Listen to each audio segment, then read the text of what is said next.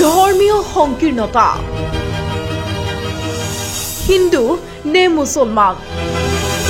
কবৰস্থ নে শ্মশানত জ্বলাব এটি মৃতদেহক লৈ হাহাকাৰ ধৰ্মীয় সংকীৰ্ণতাই লগ নেৰিলে মৃত্যুৰ পাছতো হিন্দু মুছলমান ধৰ্মৰ ঠেক গণ্ডিত আবদ্ধ আজিৰ সমাজে পাহৰিলে মানৱ ধৰ্ম ফলস্বৰূপে নলবাৰী আৰু বাক্সা জিলাৰ সীমামূৰীয়া ধমধমাৰ ভেৰভেৰিত সোমবাৰে এজন লোকৰ মৃতদেহক লৈ সমস্যাত পৰা দেখা গ'ল এখন সমাজক বিৱৰণী অনুসৰি সোমবাৰৰ পুৱা বাক্সা জিলাৰ ভেৰভেৰিত বন্য হস্তীৰ আক্ৰমণত নিহত হয় প্ৰবীণ দাস নামৰ এজন লোক উত্তৰ ভেৰভেৰি মিলন প্ৰাথমিক বিদ্যালয় নামৰ অপ্ৰাদেশীকৃত বিদ্যালয়খনৰ শিক্ষক প্ৰবীণ দাসে বহু বছৰ পূৰ্বে এগৰাকী ইছলাম ধৰ্মাৱলম্বী যুৱতীৰ সৈতে বিবাহ পাশত আবদ্ধ হৈছিল লগে লগে ধৰ্মীয় সংকীৰ্ণতাৰ বাবে তেওঁ ত্যাগ কৰিবলগীয়া হৈছিল নিজৰ ঘৰখন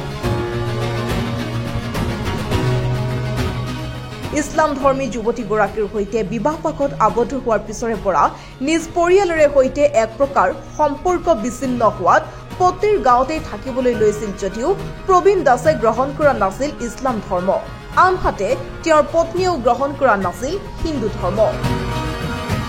সোমবাৰে বিয়লি প্ৰবীণ দাসৰ মৃতদেহ মৰণোত্তৰ পৰীক্ষাৰ অন্তত ভেৰভেৰিৰ বাসগৃহলৈ নিয়া হয় যদিও বিমূৰত পৰে অঞ্চলবাসী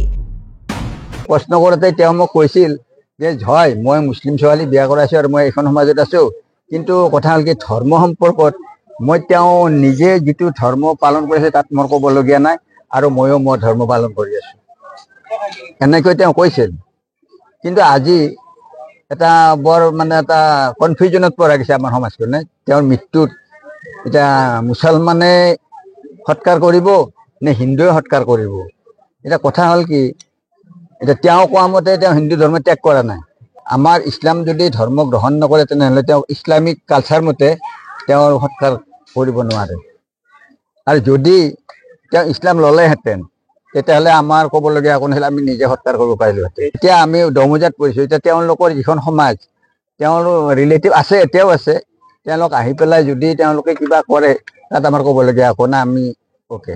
এনে প্ৰবীণ দাস আছিল তেওঁ যিহেতু এটা এমকাষ্টৰ ছোৱালী বিয়া কৰলাক আমাৰ গাঁৱৰ লগতো সম্পৰ্কই নহ'ল আপুনি গাঁৱৰ দাসে আলি লিখেনে এতিয়াও মই সঠিককৈ নাজানো কিন্তু গাঁও প্ৰধান হিচাপে তেখেতে আলি লিখে নাজানো তেওঁ ধৰ্মটো কিয় বদলাৰ পাছত তাৰ ল'ৰাটো কবৰ দিছিল আগতে এটা এক্সিডেণ্ট মাৰা গ'ল যেতিয়া এক্সিডেণ্ট হয় তেতিয়া তেওঁৰ ল'ৰাটো কবৰ দিছে মই তেতিয়া ভাবছোঁ তেতিয়াৰ পৰা এই উপাধিয়ে বদলাই দিছে ভোটাৰ লিষ্টৰ সেইটো চেপ্টাৰ মোৰ চেপ্টাৰ নাই এটা বেলেগ চেপ্টাৰ সেই কথাখিনি যিয়ে নহওক এইটো এতিয়া চব প্ৰশাসনে মই প্ৰশাসনৰ মানুহক ফোন কৰিছিলোঁ চইল ডিপাৰ্টমেণ্টক তেখেতসকলে আহিম বুলি কৈছিল কোৱাৰ পিছত তেখেতসকলে এইখিনি অলপ দায়িত্ব ল'ব লাগে আৰু সেইটো মোৰ ফালৰ পৰা ডিচিজন এইটো তেওঁলোকৰ গাৰ্জেন আছে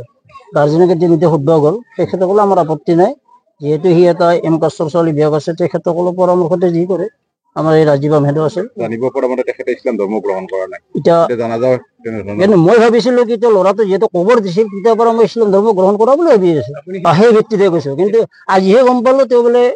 ইছলাম ধৰ্ম গ্ৰহণ কৰা নাই এতিয়া সমস্যাটো আমাৰ মাজত আছে গতিকে তেওঁলোকৰ পৰিবাৰ আছে ল'ৰাটো আছে গতিকে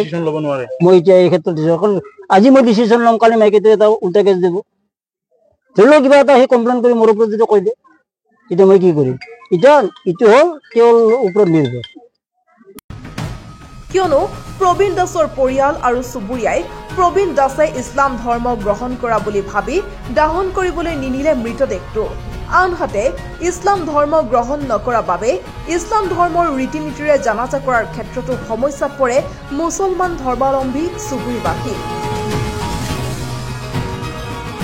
অৱশেষত প্ৰবীণ দাসৰ পত্নী আৰু পুত্ৰৰ সন্মতি সাপেক্ষে পত্নীৰ আত্মীয়সকলৰ লগতে একাংশ শুভাকাংক্ষীয়ে কবৰস্থ কৰিলে প্ৰবীণ দাসৰ মৃতদেহ ব্যুৰো ৰিপৰ্ট প্ৰতিবিম্ব লাইভ